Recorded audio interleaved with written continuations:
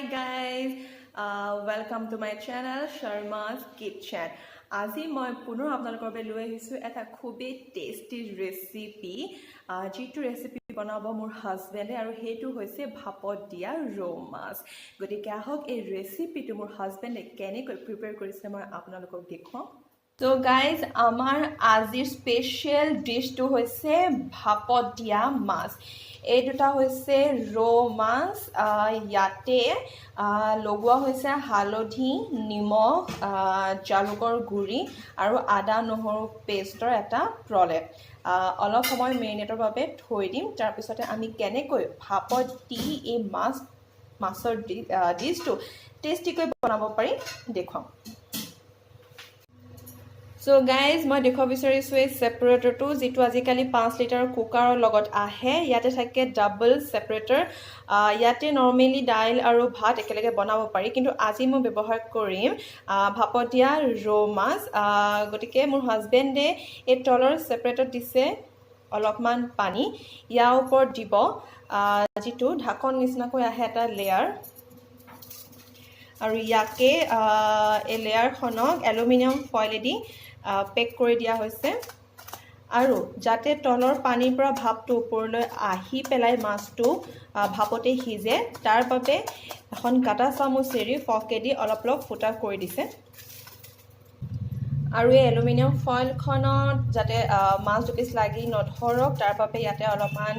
refine oil লগাই লোৱা হৈছে এটা ইয়াতে আমি দিম ৰেডি কৰি থোৱা দুপিছ ৰৌ মাছ যেটো আমি দুটাই গতিকে মাছ দুপিছ যদি আপোনালোকৰ মেম্বাৰ বেছি অবভিয়াছলি বেছি পিছ ল'ব পাৰে ইয়াৰ লগত মই দেখাব বিচাৰিছোঁ যেটো প্ৰেছাৰ কুকাৰত এই ভাপত দিয়া মাছটো ৰেডি কৰিম তাত তলতো অলপ পানী লৈছোঁ যাতে সাইডৰ পৰাও ভাপ আহি পেলাই মাছটো সিজিবলৈ সহজ হয়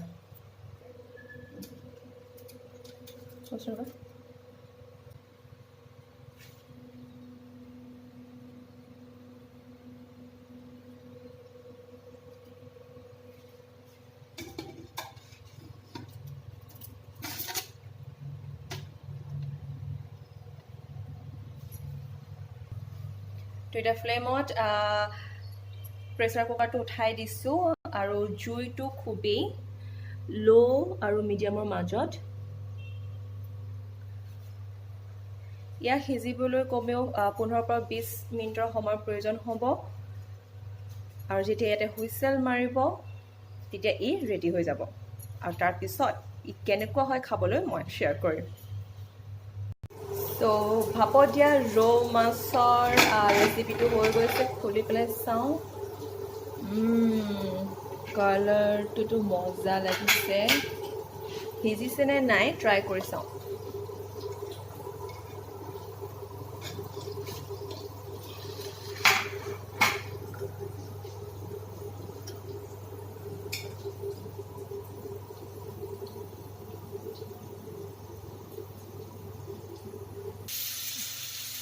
So guys, মই এটা বাইট লৈ চাব বিচাৰিছোঁ কেনেকুৱা হৈছে টেষ্টটো